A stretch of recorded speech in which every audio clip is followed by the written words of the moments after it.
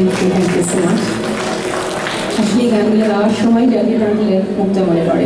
আমি সত্যি বোধহয় আগের জন্ম মনে যদি কিছু থেকে থাকে খুব পূর্ণ করেছিলাম, তা না হলে এরকম মানুষের সান্নিধ্যে আসা, শুধু সান্নিধ্যে আসাই নয়, তার থেকে গান শেখার সৌভাগ্য আর এত ভালোবাসা পাওয়ার সৌভাগ্য বোধহয় খুব কম মানুষেরই হয়। এই গানগুলো গাইতে গেলেই বড্ড জাভেদ আঙ্কেলের কথা মনে পড়ে।